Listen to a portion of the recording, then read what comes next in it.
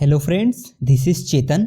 New Zealand ने युवाओं के सिगरेट खरीदने पर आजीवन प्रतिबंध लगाकर धूम्रपान को चरणबद्ध तरीके से समाप्त करने की एक योजना को कानूनी रूप दे दिया कि 2009 के बाद पैदा हुए किसी भी व्यक्ति को कभी भी तंबाकू नहीं बेचा जा सकता।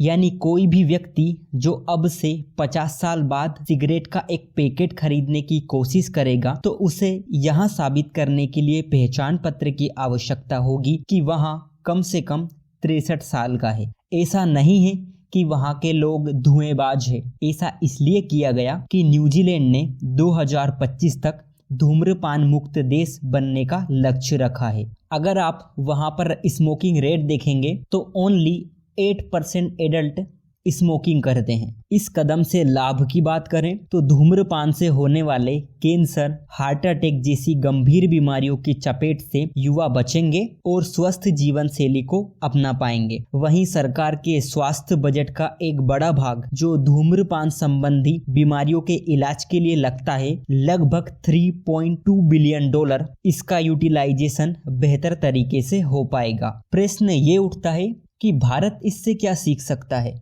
भारत की बात करें तो तंबाकू प्रोडक्ट राज्यों के लिए राजस्व का स्रोत है। शायद इसीलिए भारत में इनको पूर्णतः प्रतिबंधित नहीं किया जाता, जिसके चलते बहुत नुकसान होता है। जैसे हेल्थ केयर सिस्टम पर बर्डन बढ़ता है, ये पॉवर्टी में कंट्रीब्यूट करते हैं क्योंकि हाउस होल्ड की स्पेंडिंग बेसिक नीड्स के लिए यूज नहीं हो पाती। हेल्थ पर इसका नेगेटिव इम्पैक्ट पड़ता है। ह्यूमन कैपिटल लॉस्ट होती है क्योंकि युवा जो देश को सही दिशा दे सकता है वे इनका शिकार हो जाते हैं। ऐसा नहीं है कि भारत में इनको रोकने के लिए प्रयास नहीं किए गए हैं। द सिगरेट एंड अदर तंबाकू प्रोडक्ट एक्ट 2003 यानी कोटपा के तहत सार्वजनिक स्थानों पर स्मोकिंग करना, सिगरेट एवं तंबाकू के एडवर्टीजमेंट करना और स्कूल और कॉलेज के आसपास तथा 18 वर्ष के कम आयु के किसी भी व्यक्ति को तंबाकू प्रोडक्ट बेचना प्रतिबंधित है। सेकंड चीज, वहां की संसद में ज्यादातर पॉलिसी मेकर्स विमेन हैं,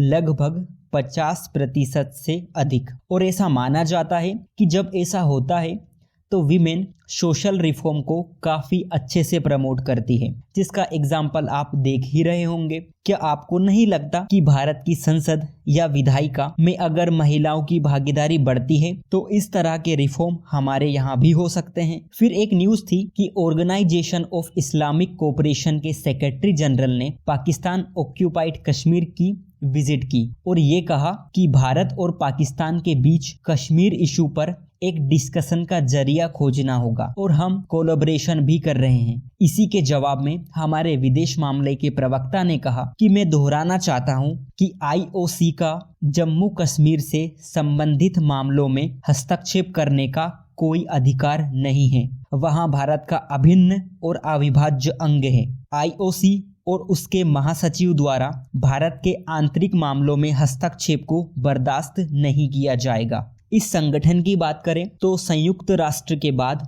सबसे बड़ा संगठन है। इसमें 57 देश शामिल हैं। इसे मुस्लिम दुनिया की सामूहिक आवाज माना जाता है और ऐसा पहली बार नहीं है। इसने जम्मू कश्मीर सहित CAA और हिजाब मामलों में भी भारत के ऊपर नेगेटिव कमेंट किए हैं।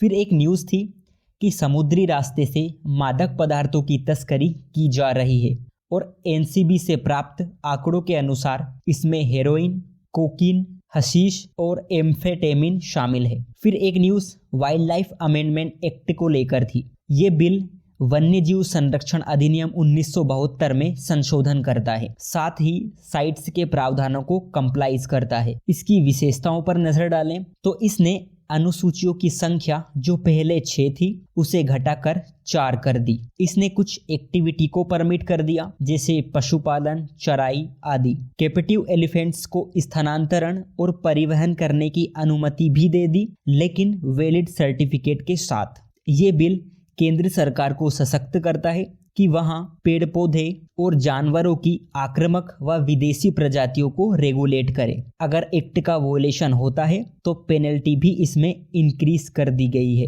सो आज के लिए इतना ही। Thank you.